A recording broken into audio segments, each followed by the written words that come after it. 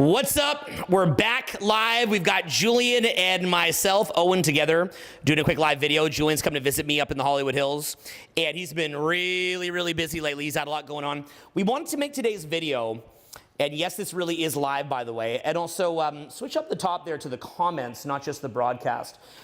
We want to make this live today on the topic of really the core of what it is that Julien covers, which is this concept, well, really there's many cores that you could say, but a major core, which is this concept of what you'd call having, doing, or being, okay? Having, doing, or being. And the basic idea behind this is that you could be in any of these paradigms. The first one is either you have or you have not. You're a have or have not. You either got it or you don't. Nothing you can do. Number two is the doing paradigm. You've got to do something to make your life better. Do something to get a result. And then the last one is being. So just by being who you are at the core of your essence is very presence-oriented. A lot of things sort of happen automatically. And what we're looking to do in this live broadcast here today is we want to get you to a point where you can completely see every layer of each paradigm. And the reason why we want to show this to you is because this is the kind of thing that it can be a little bit hard to understand for the first couple years. Like this is something that probably took us around a decade to understand.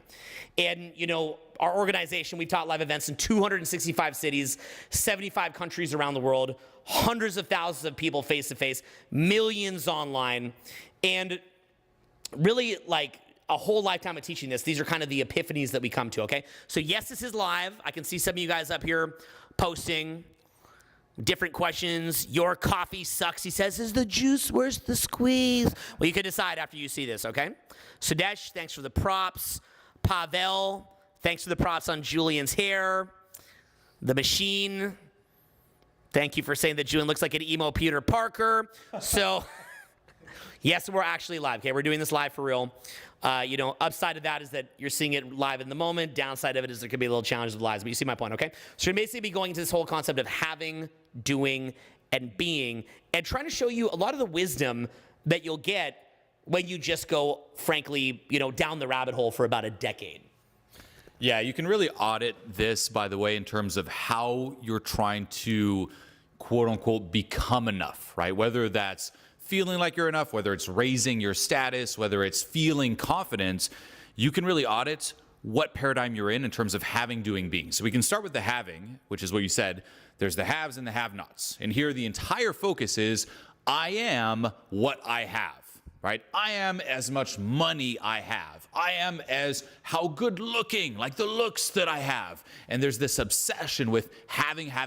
The more I have, the more confident I am, the more status, right? The more high value I am, and the more I become enough. And the general mindset here is there's a lot of grief and victimhood where, you know, you have no control over life, no control over your circumstances. You know, you're either born and you have a lot, or you have a little, or you have nothing, and that's just how it is. Right? And there's a lot of complaining like, well, things would be so different if I just had more money, right? You know, if I would be more of a high value person, if I had better looks, but, you know, the universe, God, you know, whatever, just didn't give me enough, and poor little me, and maybe, just maybe out of luck, I will finally get something, or someone will give me something, and there's just a lot of this victim, I'm powerless, and hopefully the world or someone else will give me something. You know, and, you know, we've talked about this. There's people here who, in this paradigm, place everything on, like, if maybe I win the lottery, right? Like, there was actually a client I was talking to where, you know, he was saying, look, in my old job, every single week, we'd all pool together money and just put it in the lotto. Like, that's the mindset someone's in. Like, maybe if we just win it, then we'll finally have enough and we will be worthy, right? Or the latest one is the... Yeah. I'd love to add that. See, what Julien's trying to get to you here is in the have or have not paradigm, somebody's thinking that there's nothing that they can do. Yeah. They don't see there's something that they can do. So something like a lottery, you have to understand, has a statistical odds of winning it. It's something crazy. I mean, is it like, we should probably learn this. Depends what kind of lottery. The most recent one is the GameStop lottery, right? Everyone's like throwing money at GameStop. You can see a lot of the having paradigm there, right? Like, maybe if I just, you know, put it all in GameStop, I'll make tons of money and I'll finally have. It's like a lot of luck, or right? Bitcoin too. or Bitcoin. These things have made a lot of money. I'm just making the point that someone who's uneducated might know very little about the market and then just jump in. It's different someone who's educated on it. To be fair, though, Bitcoin's a little different. What is it, Dogecoin or Doggy Coin? That one might be a little bit more GameStop-y. Well, just from the standpoint of if you understand it, like some of our friends have literally become billionaires from crypto. So I'm not like, ha, ha, ha. If anything, they should be laughing. Yeah, they should be laughing at us. But are you like, there's also people that drive Uber that tell me that they're taking all their Uber money, dumping it into a crypto thing. They have no idea what they're doing. Yes. And that's the difference I'm trying to make. Let me take all my savings, Bitcoin, right? No. Of course, there's a smart way to go about it. However, with Bitcoin, in retrospect, it was inevitable. But back to the lottery. That's the mindset, right? It's like, look, I'm helpless. I can't do anything to make it. So hopefully luck will do it for me, right? Or someone else will do it for me. Or I'm waiting for my boss to do it for me. Or I'm waiting for this person to do it for me. And there's just a lot of helplessness around it. And there's just so much fixation on what I have, right? Or looking at other people, it's, well, what do they have, right? How much money do they have? Oh, what's their house like? What's this? It's like, there's so much having. And the whole idea is, once more, I am what I have. And this here is really at the quote unquote lowest paradigm. And unfortunately, the paradigm that the majority of the world, the mainstream, whatever you want to call it, finds themselves at. Yeah, and it's there's also a sad part of this too, where somebody, look, there's a lot of people that are wealthy that are doing just terrible things, you know, like dumping oil in the ocean and they're getting rich off it. And that definitely exists 1,000,000%.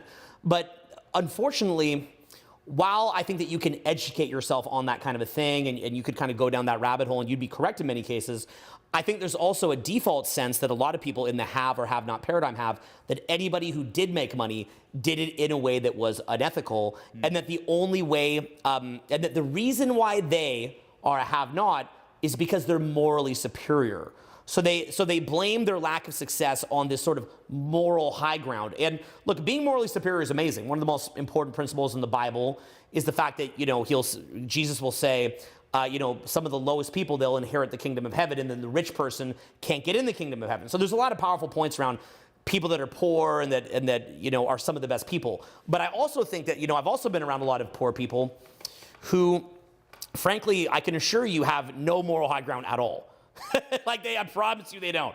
And yet they'll sit there saying, oh, I'd be successful. I just don't do that unethical little trick or scam. So from the perspective of people in the have or have not paradigm, they often begin to believe that the only way to get success is either get lucky like the lottery, or to scam it, or to inherit it. Yep. You either have it or you don't. Yeah, it's like you're either born into it or you aren't, right? It's like, oh, the people who have all that, you know, they were either lucky, or, oh, they're just born into money, or they did, once you said once more, like something corrupt. But there is no, I can actually accomplish this. Okay, once more, the theme here with having is a lot of excuses, a lot of coping, a lot of thinking small, and a lot of just, I have no power. Right? I'm a victim, I'm powerless. Hopefully something will magically happen for me. Okay, that's the paradigm there. Now, as we move up, and we're going to expand on this, but as you start moving up, you then start tapping into the doing. And this is where the majority of the traditional self-help community comes into play. This is where you realize, you know what? Instead of being a victim, take responsibility. Okay, now, I do want to make a point here that being a victim is actually great advice for someone who is in apathy. Okay, if someone's in apathy, you know, you're born into just like terrible circumstances, telling them, hey, you're a victim, actually provides relief. It's like, oh, actually, you know, it's because of these things that I'm down here. Oh, it's because I wasn't born into it. It's not my fault. The whole it's not my fault. There's so many benefits to being a victim. Okay, it beats, oh, you know what, I'm just screwed. There's no point, whatever. Okay, so there are a lot of benefits. However, you don't want to reside there. And the next step up is, hey, instead of being a victim and obsessing with what you have and attaching your self-worth to how much you have, what about shifting that to doing? What about taking responsibility, and instead of waiting for luck or waiting for GameStop or whatnot to do it for you, how about you take right action and you just make it happen? You realize the power is on you. Okay, and once more, this is where the majority of self-help resides, and this is where you'll see massive hustlers, people who are obsessed with just constantly taking action, we're going to get into some of the downsides, but you'll see a lot of burnout as well. And the whole idea here is I am what I do. I am how much I do. Not what I have, but what I do. Okay? Even in the past, we've seen this a lot in social interactions where someone in this paradigm just can't, for example, stop talking. Right? Their whole idea is my value is, what I'm saying. And look how much action I'm taking. Look at all the words I'm saying. As soon as I stop talking, my value drops. I am what I say. And they must constantly be doing, right? You could say this is the land of the shark where if you stop swimming, you die. It's like you got to always do. And that's the next level up above having. Yeah, that's actually, I think that's one of the best analogies that you could think of is like, it's like a shark. As soon as you stop swimming, you die. Mm-hmm. Because what happens is that if you're not doing that thing that you think is what's getting you the result, you panic. And so, by the way, guys, what I'm going to ask you to do is let me know the paradigms as far as the doing paradigms that have helped you the most. So even though we're going to talk later about being, because we're talking about the limitations of the paradigm, I'd like you to let me know what are some, and I'll read them off on the live here, what are some of the paradigms that have really, really helped you the most as far as doing? It could be hustling a lot. It could be reading, eating better, building your craft, marketing, things like that. Let me know what are some of the best extra doing habits that you've had. Write it out. We'll read out some of them. And that way we can actually get a sense of, it's not paradigms, by the way, Reem. So what are some of the best habits that you've had as far as the doing? What are some of the best things that you've done? Best habits that you've implemented? By the way, someone wrote here, it's like, I'm too scared of missing the gym or something like what I would rather die right now. Now that there is, by the way, amazing advice for someone who's coming out of having. Okay, so this idea of paradigms here too, don't think that we're just saying you just got to start, it's all about being, screw the having paradigm, screw the doing paradigm. No. They both have their place, and someone who's in a certain paradigm needs to hear different advice. Okay, the advice you receive changes depending on where you're at. So as I mentioned, someone who might be deep in apathy, telling them, hey, you're actually a victim is empowering. Someone who's in victimhood saying, hey, take responsibility, start taking action, make it happen, is empowering. The key, though, is those are just stepping stones. You don't want to stay there. If you stay too long, it eats you up inside, right? Apathy to victimhood, but hey, stay in victimhood, that'll destroy you. Victimhood to must always take action, hustle, do. Great, stay there too long, it'll destroy you. Okay, so even this whole idea of like, I must go, where else, it's just very compulsive, right? You can audit how much you are in this doing paradigm by just how compulsive things are, right? Can you, for example, take a break? Can you, if you're in an interaction, pause and not do all the talking and just see what happens? And if there's that fear of, if I stop, things will get worse, you can tell, hey, I might be stuck in the doing. Mm-hmm. That's really good. And roll back up a bit to the beginning of the comments. I'm just going to read out some of the ones that people did. I'm reading that out. That's pretty good there. Okay, so some of the best ones that people said were Tony Beek said first things first. Michael Panofsky said nutrition and weightlifting. Vineeth said take action, calibrate after the fact. Noah said meditation. David Dole said doing reveals some dinks in his armor and wakes him up. Clearview World said fear is a choice. Woke Wisdom said start with the end in mind. Otaku said go to work every day. 11's Travel said following routine. Punk's Tawani Phil said working out. Tony Break said self-help books. Woke Wisdom said proactivity. The machine that took my family said my goals are intertwined with what I feel is like my biggest destiny. I have no choice but to fulfill it. Tony Gonzalez said wake up at 4 a.m. every day consistently. Jackie Ryan said ignoring influence like you and focusing on me. Well, then what are you doing here? Keep going down. That's good right there. Darcelation said doing circle of influence. Stephen Covey. JC said weight training, fitness, investing. Joseph Rogers said 100% clean meals all the time. Thief of Legends said the Thief King of Legends said meeting new people. Michael Panofsky said intentionally meeting people. Deadpool said exercise, diet, reading. Love More, that's a great name. Qigong, I think that's called. Qigong, right? Qui-Gon. For Qui-Gon Jinn. Okay, Qui-Gon Jinn. Woke Wisdom, think win-win. Pavel said watching your old videos and courses help. Thank you very much, bro. Todd Hurley said doing the hardest thing first in the morning. Go down a little bit more, please. Got to go down. That's good right now. Okay. Yeah, so I mean, there's a bunch of them here. A lot of great ones. Tony Beek said getting good sleep. Yeah, so go down all the way to the bottom of the comments there. Back to the very newest. Good to go. So yeah, a lot of great comments here, guys. Thank you. That's really good. Any other really good habits that you have, let us know right now. We're just reading them out. Those are habits like anything that we're seeing here. Reishi mushroom can be another one. You know, my buddy Shane, who's here, he literally just created a reishi that he actually brewed for 12 months. So yeah, so that's pretty good. Oh, there you are. Yeah, that's a pretty good one. Yeah, so that's pretty cool if you're in a reishi mushroom. Yeah, being the wolf, not the sheep. Don't eat portobello mushroom. There's a portobello mafia. Little side note. I can't say anymore. I fear for my life. But portobello mushroom, perhaps think twice. Google it. That's all we can say. Google is Google it. Google it. So you see the main idea. Mercy, what's up? She said, she's a friend of mine, working on getting that ring on my finger like Julien has. Someday. Mercy, it's about if that person's got to want it. They got to want it. You know, the solution is the being paradigm. The being paradigm. Yep. So you guys see the main points here, okay? So this is this idea of the doing paradigm. Now, in my case, here's what you would have had. You would have had me back in the day. Say it was as far as social interaction. I would have thought, okay, you know, I could never be popular. I'm not going to have like, you know, a very good social life and so on and so forth. And so the way that I saw it was you had the popular kids and the unpopular kids. You had all these cool people that would go to parties, they go on dates, and they'd have fun. And then you had me. And it just wasn't going to happen, and that was that.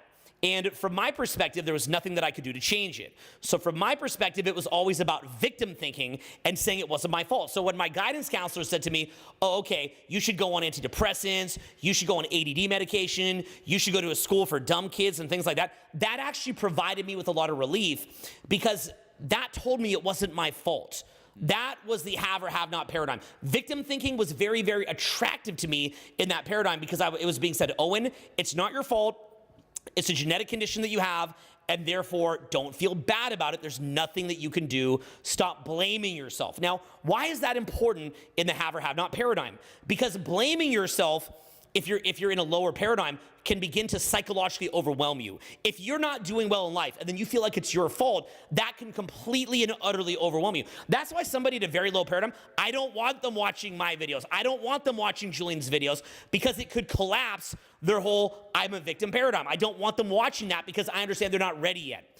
But what happened to me was at a certain point, I began to realize, wait a minute, I think to be clear, someone who's at that lower level wouldn't even look up or resonate with those videos, right? If you're at the lower part of, say, the victim having paradigm, you're not going to look it up.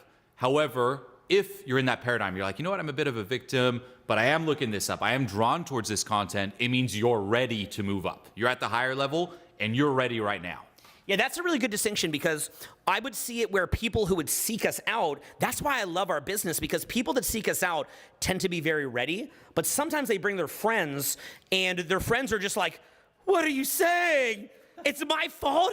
Are you saying it's my fault? And I'm like, well, I'm not like saying it like in that way, but you know, there's like some things that we could do that could really improve this. And they're like, are you just saying it's my fault? It's like they're stuck there. So that's really a coping mechanism, right? It's like there's different coping mechanisms that the body has and that the mind has. A simple example would be, say there's something out of whack in your back, and then you create knots, and those knots actually hold your back together. Or you know, maybe you have a problem in your shoulder. There could be these little muscular knots that are actually kind of keeping it in place because your body's not aligned, right? So we had my trainer, he just did some work on you, right, out in the gym, and he's pushing knots out because what the trainer's job to do is to realign the whole body so that you don't even need a knot. So when we're trying to train you on this, we're trying to train you to where you don't need a coping mechanism. But it's not, if you just remove the coping, like, you can't just be like, it's your fault, okay, goodbye, right? It's like, you can't just be like, it's your fault, now get out of here, right? It's like, if somebody's going to start to open their mind up to the fact that, okay, maybe it could be your fault, well, if that's the case, if you're beginning to open your mind up to that, then we want to get you completely aligned from top to bottom and also set you up for success, right? I don't want my trainer to come just like kind of pull a knot out but then not help me to get overall aligned, and then it just messes me up even more. So victim thinking is a coping mechanism in the have or have not paradigm. But at a certain point, you kind of get bored of that paradigm. Like in my case, I'm like, wait a minute, I'm just bored of this paradigm. How many of you right now, write in the comments, let me know when you kind of just got bored of being a victim. Right now in the comments, I'll read it out. Tell me when you just got completely bored of being a victim. You don't want to be a victim anymore. And what was it that made you say, hey, I don't want to be a victim anymore. I want to actually just live a better life. I'm sick of being a victim. I'm not getting anything out of this. I just want to live a better life straight up. What would be an example of that? What was your breaking point where you said, I'm going to start taking responsibility? Okay? What would that be? Benny says, I can't believe my message is in Tyler's house. So, okay, so let us know. By the way, and we'll read out some of them too. yeah, boredom is one, but then another one too is sometimes there's just that event that just disrupts everything, right? Like things get so bad, you're just like, you know what? Enough, right? And then you start moving up and you're like, let's do something about this. You know, enough is enough. Like you had that breaking point where you're like, I'm just sick of this. Like, no.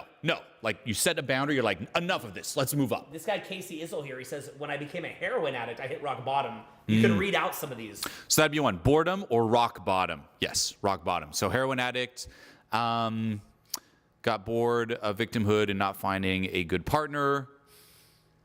Someone's like, you skipped my comment earlier. I'm now a victim. Tired of suffering. Read the name. Right. Clear view world, embarrassed of my actions. I got promoed, saying bored. Someone's like, so awesome seeing you guys make a video. Yes. This isn't the first time I put you on the spot to do this, so I'm just like. Well, this is also the level where a lot of people find themselves where like, tell us your victim story. And suddenly like just tons of comments pop up.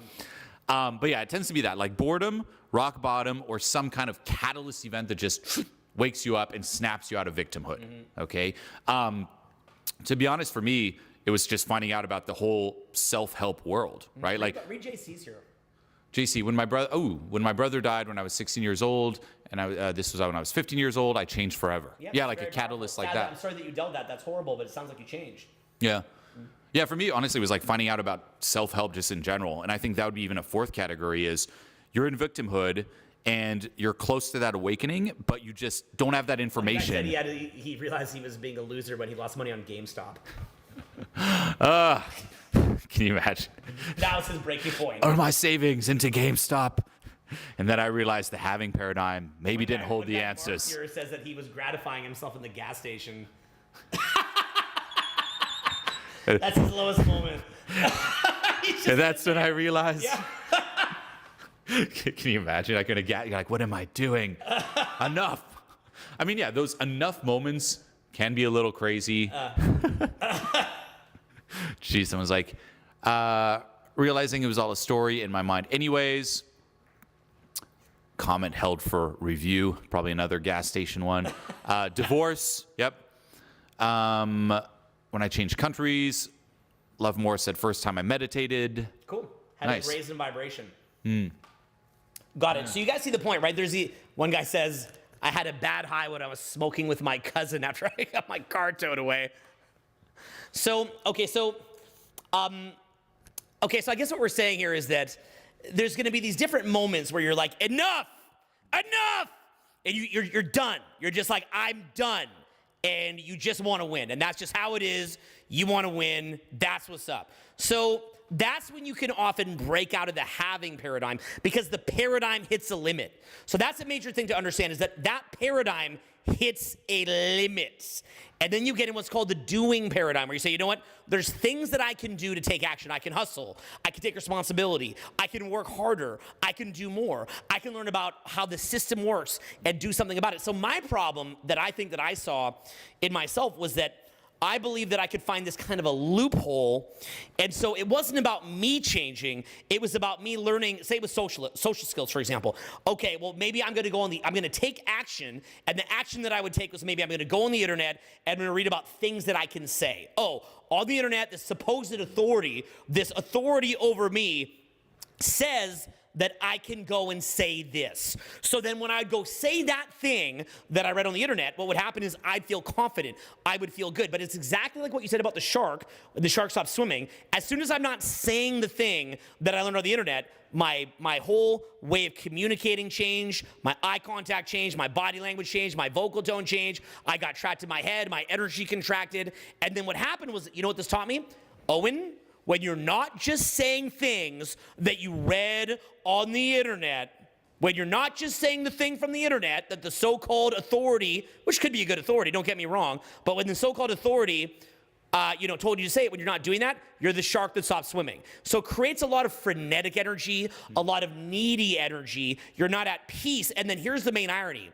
You will wind up pushing people away from you because higher level people that are operating from deep self-esteem and deep sense of self-worth and self-love and who are at a level in life where frankly they don't need a lot because they're crushing it, you in many cases you can't relate with those people, the most attractive people, the best people, the highest level people, the most accomplished people. You can't relate with those people because they're coming from a space of deep self-esteem. And they can feel that you're addicted to getting good responses and you're addicted to this thing that you do that gives you value. I've seen this with a lot of younger coaches. I'll meet younger coaches, people who say study my stuff, and they're learning to be a coach, and they're younger. And they'll go into this mode where they start coaching me. And I say, okay, they need to coach me to feel good because they're a newer coach. And so I've got to let them coach me so that they can ease into it a little bit. And then when they ease into it, then they relax if I kind of validate them and show that I like what they're saying. And then they can be themselves. Now, I'm a very friendly guy. I'm a very open guy. I like to be supportive. But not everybody's going to do that. So that's where I think you hit the limit of that paradigm. When I hit the limit of the doing paradigm was when I could tell that higher level people didn't want to associate with me. Lower level people did, but higher level people didn't. So I'm going to ask you again, write this down in the comments. Where is your area that maybe you've said to yourself, you know what? It's good that I'm taking major action, but I'm lacking that deep level self-esteem. Maybe I haven't released trauma. Maybe I need to release trauma. Maybe I need to take transformation mastery. Maybe I need Julien to be my mentor to help me with that so I can get in that being paradigm. Maybe I'm running around at a bar club and I'm too eager, and even though I can make people laugh and they're sort of into what I'm saying, it's just a lot of flash because they're running away as soon as I stop talking, or when I do talk, it's a little bit too frenetic and needy, and that's not good. Maybe some of the highest level people that you could have met could see right through you, and then you push them away. It could be anything like that. So write down some of the places where you saw a limit where just hustling wasn't enough, and you said, you know what, I've got to release trauma. I've got to focus on my inner beliefs. I've got to change the way that I'm focusing. I've got to allow that to put an upward spiral in my physiology and create better self-fulfilling prophecies, better reference experiences, and get around better people. So let me know some areas like that.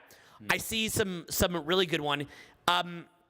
He said, one guy who just asked a basic question, well, how do you go from the doing to not doing paradigm? Or another guy says the value aspect sucks, very few can thrive. He says, I like pirates better because you can be a socialist or Democrat or Republican. So I like the first half of what you said. I have no idea what you said in the second half. And then another guy's, so you know what I'm seeing here? I'm notice here that when I said, what are some of your victim stories? We had a lot of those. When we said, what are you doing to hustle? We had a lot of those. But when we're asking here about when you realize that hustling is not enough, we're seeing less comments. One guy said, I met an investor, acted foolish around him. He hasn't responded to my WhatsApp the last 2 times. So there is some of them here that we're seeing. A guy said, I realized that even though learning theory helped me to get to a high level, they meant almost nothing because my life hasn't changed that much. Another guy says, as I become older, as flawed as I know I am, I realize that even high-value people are flawed. So, okay, so there's some good spots here, but notice that there's clearly a lot of people that are actually missing that element into how to transition to being, where you can see it. They're not even aware of the limits. I was going to say, too, the doing paradigm, however, is an interesting one because it's one where you can stay there a bit, but you'll never permanently reside there because it's too draining. So what you'll tend to see is there's a lot of people in having. They'll move up to doing, right? It's like, oh, hey, take action, let's do this. And then after a while, there is a shift where they're either going to shift up to being, which we're going to talk about, or they revert back to having. They're like, you know what, this isn't sustainable. I'm burning out. Well, I guess I'm a victim. Like the pull to victimhood, if you will. And the key here is, yeah, move up to doing, but the key is then let's move up to being. Otherwise, eventually, it might not be today, tomorrow, a month, or a year, but eventually, at some point, you'll get dragged right back down. And you'll hear people share that story. It's like, look, I tried taking action, I hustled, and it worked for a little bit, but then I just fell back, and here I am, and I guess I realized that I'm just a victim, and that's what it is. Okay, that's a common story. And it's really key to also analyze the energy that you put off when you are in these different levels. We talked about having. There's a lot of victimhood, right? Like, oh, poor me. It's it's their fault. The government. This, so on and so forth.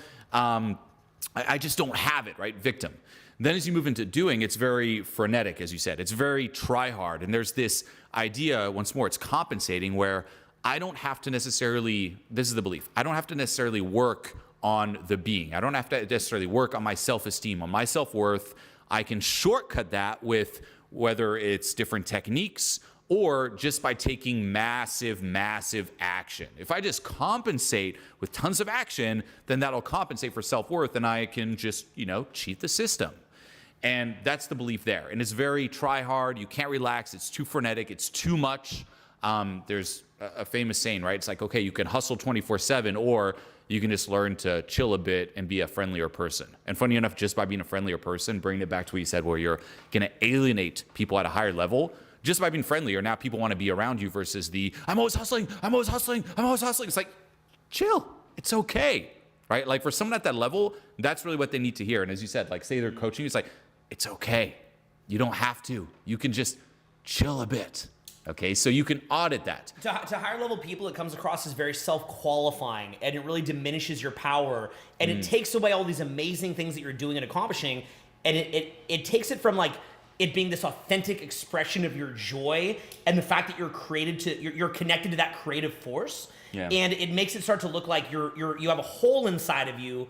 And you're just doing this to impress people. So it takes all these great things that you're doing and it diminishes it in the eyes of others, and it takes away from the status that it should have gotten you and that you thought it would get you. You can also audit how much you brag about the action that you take too, right? Like if you meet someone you believe has more value than you, more status, right? Someone in the having is going to revert to, look at everything I have or don't have, poor me. Someone in the doing is like, well, in my business, I'm doing this and this and this, and you know about this and this and this, and they're just qualifying themselves through action, if you will. Okay, it's this compensation-based action. So you don't want to reside there. It's better than nothing, but the level above that is being, and that is, you're not what you have, you're not what you do, but I am what I am.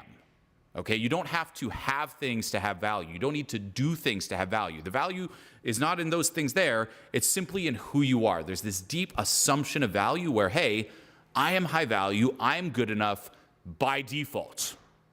And you start there. Okay, hey, I don't have to do it. I can still take action. I can still have things, but those things don't determine my self-worth. My self-worth is high. Why? Just because. You don't have to work for it. You don't have to qualify or prove yourself for it. You don't have to justify your existence in a way. Yeah, I've had it where I could be dating somebody who, seeing them from afar, maybe they have a big social media profile. I would think that to date somebody like that, it's like I've made it in life. Like, oh my, like if I could date that person, like I have made it. And then what winds up happening is that I start dating them and they can become very, very needy for attention. Maybe they have an abandonment issue. And all of a sudden this person who, if I were to show you their Instagram, you're like, no way, you dated them? That's insane. Like from the outside looking in, it would look like the craziest thing in the world. But when you're dating this person, you see they have a hole inside them. And all of a sudden, rather than focusing on like that kind of halo effect of who I'm seeing from the outside looking in, I start looking at them like, my selective focus almost starts finding little blemishes in their skin when they're not wearing makeup, or like finding, like overly focusing on maybe areas that they complain or are needy. And even though this person could be like, the creme de la creme from the outside looking in, to me, it just seems like this kind of broken soul.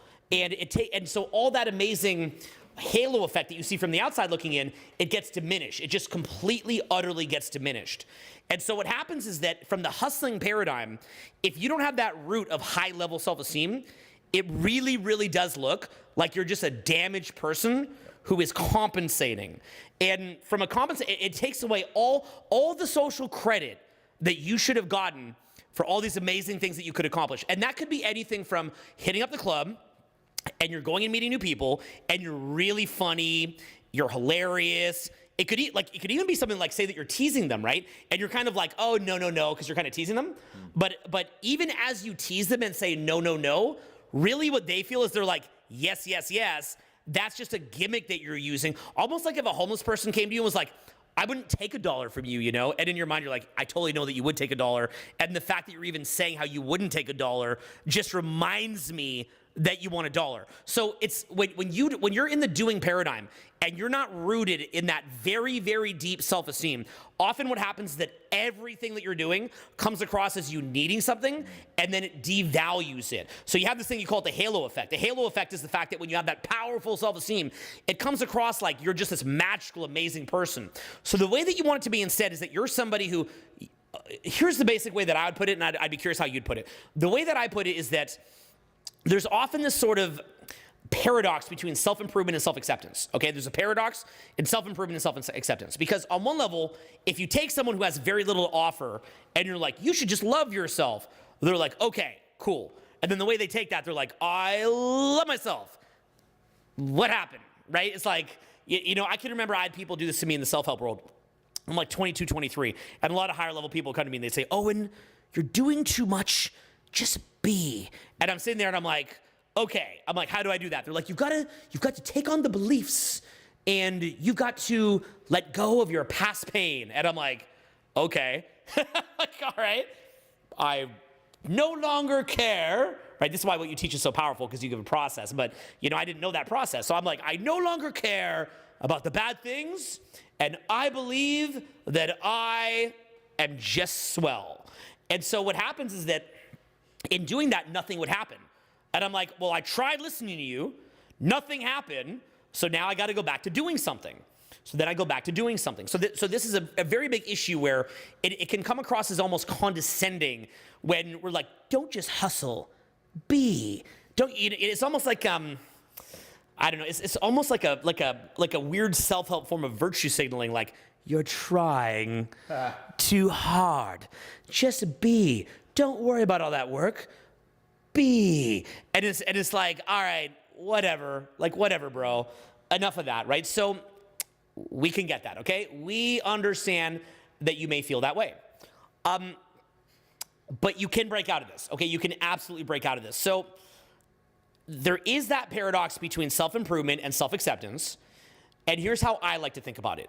The way that I think about it is that you are enough. You are a child of God. You are such a rare thing to occur within the scheme of the entire universe that you have value inherently. Love yourself, value yourself fully and completely.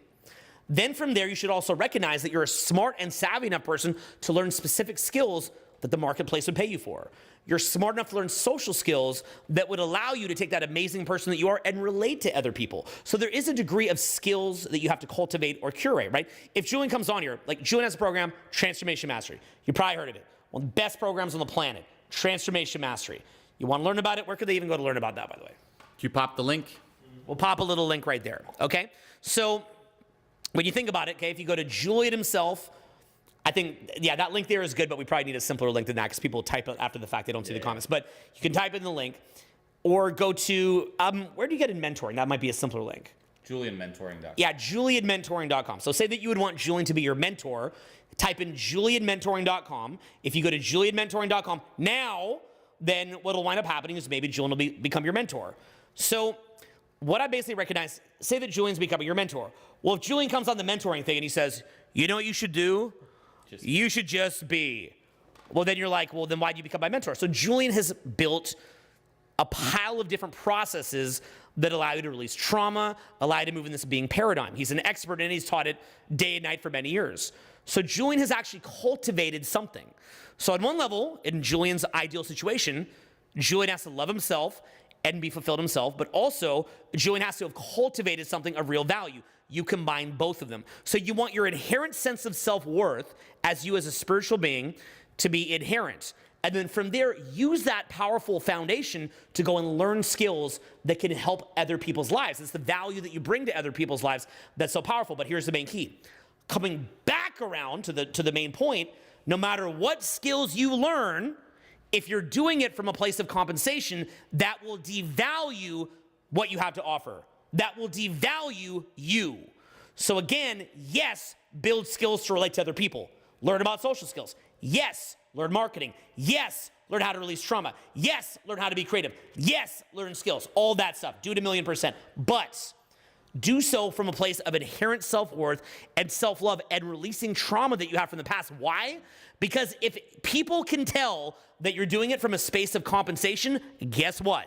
It will completely devalue all these things you have to offer. And I've done experiments on this because I've tried a lot of stuff, and Julien has as well. And I've seen it where I'm offering so much value to people. But if they can tell that I'm doing so because I need to, no matter how much value I offer, they will choose to relate and associate or work with or date somebody else, somebody who is not doing so from that perspective. I've had it where, there's people who I've had the opportunity to have intimate relationships with, and I do very, very little. I bring much less to the table, but they can tell that I love myself. And then there's other people who I brought a ton to the table, but this would appear in my life where I didn't love myself. And what would happen is, in spite of all the things that I brought to the table, those beautiful favors that I was doing and dinners that I was buying and vacations that I was bringing them on and compliments that I was giving them, that was all viewed as compensation. That was perhaps even viewed as having an agenda towards them because they can tell that I needed them to like it. Conversely, when I love myself, I probably do 1% of that. 1% of it, maybe bring a bottle of water from 7-Eleven. And it's like, you thought of me? You brought me a bottle of water from 7-Eleven? I love you. I feel so loved. It's like you brought them a bottle of water from 7-Eleven. I feel so loved because you love yourself, and they could tell that you weren't doing that as compensation. So it feels real. Conversely, when you do it because you need it, you take them to Hawaii, you take them to San Francisco, you take them around the world, 5-star dinners, oceanfront, beautiful art museum excursions, whatever it is. But if they feel that you need something from them, they're just like, oh, I need something. They need something. Whatever. They could care less about it and will throw it in the dirt like it is completely irrelevant. They won't be able to see the value in it. Whose fault is that? Oh, it's their fault. It's their fault. They should have seen it. No, it's your fault. It is your fault because you didn't come from that place of total self-love. Look, let me tell you something in life. As far as people in your life, high-level people. What's up, Jeff? Jeff's on here. What's up, Jeff? Jeff Allen, Charisma Master. That's our boy Jeffy. We're gonna get it. At some point we got to get some Skype going, and we can get Jeff in on this conversation. That'd be sick. We'll try to figure that out soon. But anyway, what's up, Jeff? So basic idea being is like, if I've had so many of these experiences, and at a certain point you're like, you know what? Maybe I should focus less on doing, and maybe I should focus more on being. Because if I were to focus on being, then every action that I take as far as doing will be 1,000 times more powerful. Even in social skills, if you're sitting there busting out all these jokes, but it's from a space of doing, people will laugh a little bit.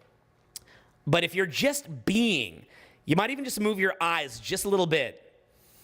You just make this funny look in your eyes, and people just start laughing. All you had to do is just make a funny, right? Funny little look in your eyes like that, and people start cracking up. So it's like with the doing, it's like you got to do 1,000,000 things. With being, you're almost just like that, and it's just like, and it sets it off because people can see where it's coming from. Now, by the way, before we jump to the next point, name right now all the times that you've overcompensated. Tell us where you've overcompensated in the comments. I'd love to hear some places that you've overcompensated, and we'll read out some of those examples. By the way, that made me think of this this experience. Do you remember Seth? Right? Our boy, yeah. 10 years ago plus, I even want to say, I was with Seth and we went to this gym. It was actually LA Fitness. And there's this racquetball squash field. And we were just messing around, just the two of us. And we'd hit the ball and it hits the wall and we're running around like crazy. We're doing so much.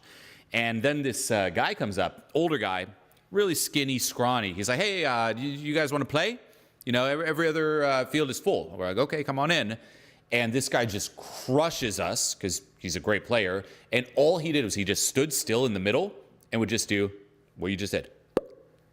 And we'd be sprinting around doing so much, trying to throw different curveballs, and him just pure mastery. Yep. Because you're so in your head. Same type of thing. And once more, the big point here is the being will color the doing and the having and whatever enjoyment you may or may not have in terms of what you have. Okay, it colors it all. It all starts with the being. And this is something you probably heard many times in the whole spiritual scene, right? Where you hear about, okay, having, doing, being, and what's the strategy that the majority of people take is they're like, well, okay, this is a bit of a side tangent. They're like, I'm going to do to have to be. Okay, that's the doing paradigm. I'm going to do to have to be. But what you don't realize is you start with the being. From there, it colors the action, the doing, which then colors your experience of the results you get, the having. But it all starts with the being. But you also got to go way deeper than just, okay, you just got to be. Like you said, okay, what does that even mean to just be, right? Also, for the most part, due to the way you're conditioned, you being you isn't you being your authentic self. There needs to be an actual process to work on this directly, which I teach in Transformation Mastery, how to directly change the being, that experience that is you, how to work on your self-worth so your actions then come from this solid foundation of high self-worth and you actually enjoy the results that you get. Because if you don't enjoy the results you get, those are not results. Okay, so let this land. If you think of this idea of being good enough or core confidence or high self-esteem, you have to realize that this has to be the default. There is no other way. If it comes after a certain action, if it's based in doing, or if it comes after a certain thing and it's based in having, then by default you aren't good enough because you only become good enough or high value after that thing. So it starts that way. And this is why we say, hey, you're born good enough, right? You don't have to justify your existence. You don't have to prove to the universe, to God, like, am I worthy? Do I have enough things? Am I worthy now? Did I do enough things? Am I worthy now? You're born, you're good. You don't have to justify your existence, you just have to live, okay? Now, why is it though that we're all chasing and trying to justify our existence due to the way that we're being conditioned? And this is why becoming good enough isn't found in doing and having, it's found through letting go of all the lies, letting go of the things, those beliefs that tell you you're not up here, you're down here. Letting go of different experiences that affected you and left an imprint on you. Letting go of negative energy that's pulling you down. That's how you work on the being. And you have to be ready to hear this, okay? If you're in the doing paradigm, just like in victimhood, right, where at the bottom you're like, you won't even resonate or look up content like this. The same with doing, right? You can audit yourself here. Someone who's at, you could say, the bottom of the doing, they just double down on hustling. And there's still that hope that they can cheat the system. Like, okay, I get the being, but no, if I just find the right steps, the right action, I'll make it work, right? And they'll say, no, it's more work, and they'll just resonate with that. Okay, but then what you realize is you've tried a lot of things. It didn't work, right? It actually made you more needy, or it reinforced even more that you aren't good enough because you're trying all these things to be good enough. And then you reach that point where you realize, you know what? This isn't working. There has to be another level. This isn't the top. You think it's the top. It's not the top. Or you might have gotten some results and you achieved a little bit of having, but you realize you're not enjoying those results.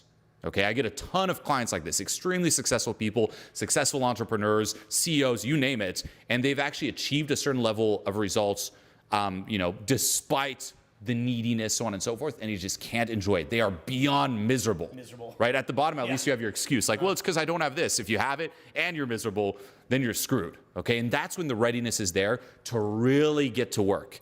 And going even deeper, and I'll pass this to you in terms of how the being affects the doing and the having, you also have to really understand how the being will then create different self-fulfilling prophecies, how it hijacks your RAS, your selective focus, and just creates this downward spiral. Video tomorrow, I think. Go deeper on that tomorrow? Mm-hmm. So I'll plant the seed here, okay? We'll leave it there. In terms of the being, when you work on it, everything changes. Because right now, that's in control. The being, if you're like, I'm not good enough, I need to prove myself, that hijacks your focus. It hijacks every action you take, that's what we say, it colors the doing, poisons the doing if it's low self-esteem. And until you attack that directly and know how to attack it directly, nothing will change. And once more, this is what I teach and what I've been teaching for years in Transformation Mastery. There's a very simple, clear process you can follow. It's not crazy, complicated, magic, woo-woo over the top. It's very logical.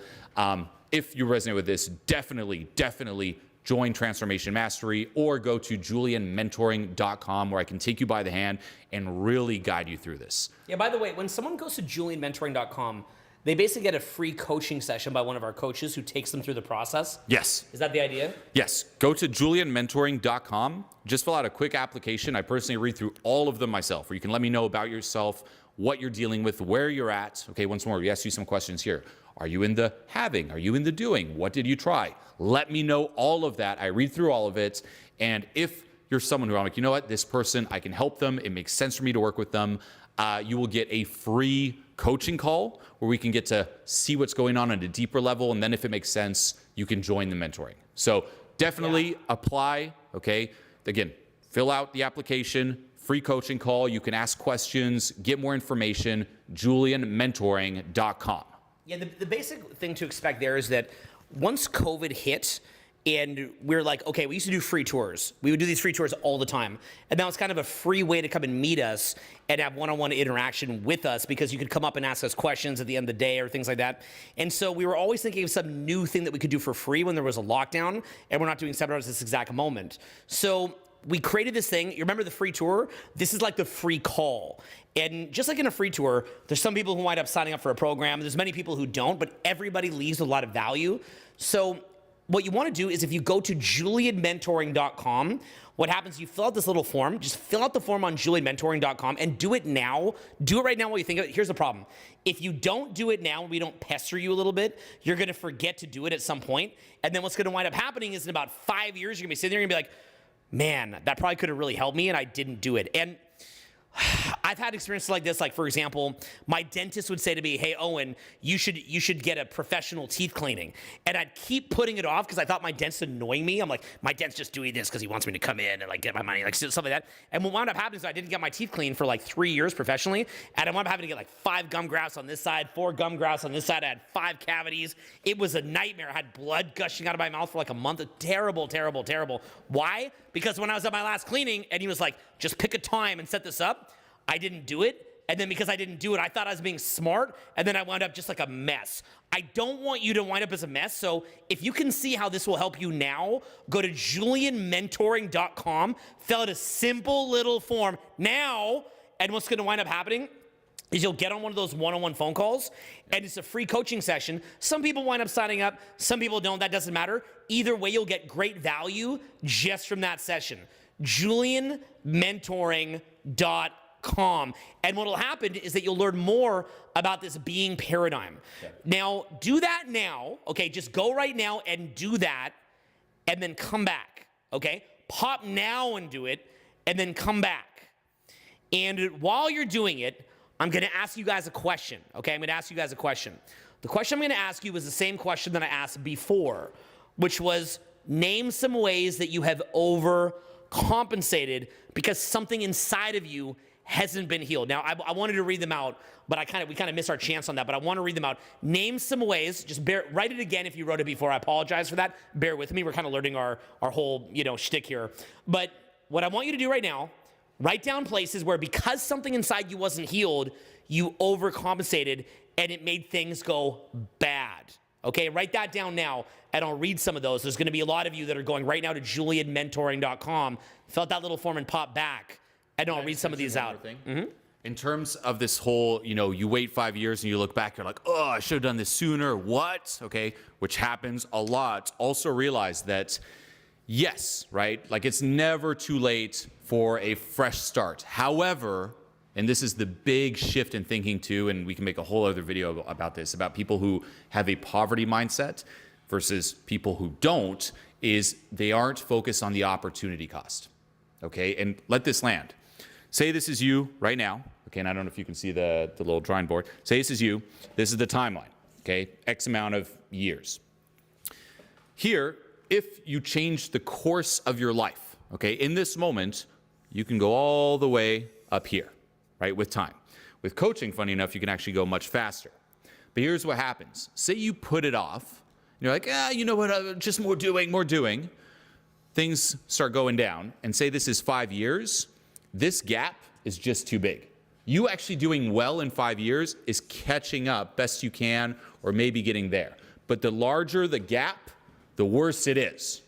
Okay, there's a famous saying in the self-help world where they're like, you know what, the worst thing ever, and people even say this might even be the definition of hell, so to say, is you meet the potential, like who you could have been. It's you dying, you meet who you could have been. You're like, oh my gosh. And the larger the gap, the worse it is. And for most people, that gap, who they could have been, it's so far up there, the gap is too big, they just can't recover. Okay, so let this land. There is no, I'm just gonna stay here and I can then pick up whenever. Every day that passes, you're either moving up or you're moving down. And the more you move down, say goodbye to all this, this here is actually the best you can get. This would be the best case scenario because you're going from down here. Okay, so just another thing to let land. There is no such thing as standing still. You're moving up, you're moving down every single second of your life.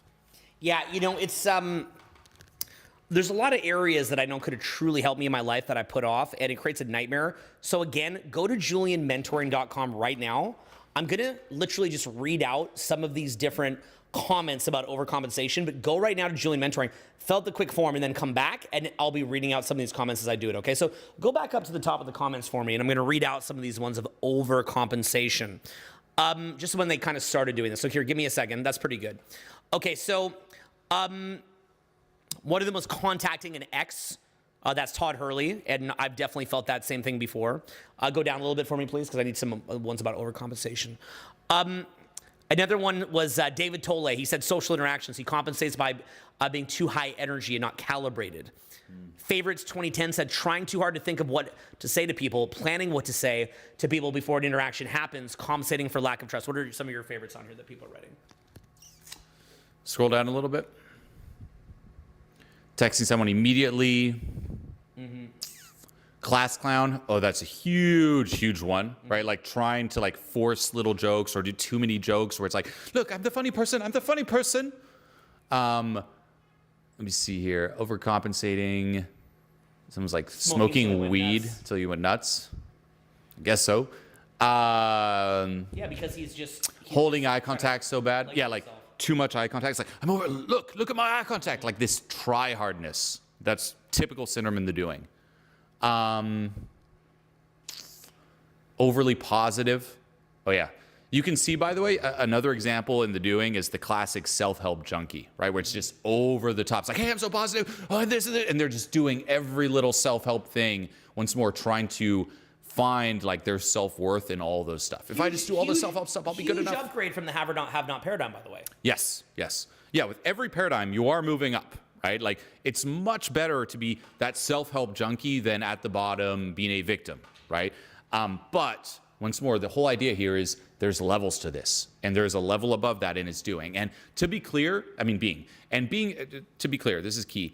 Being doesn't mean, and this is the spiritual trap that people fall into, it doesn't mean you're just gonna be like, okay, I'm being.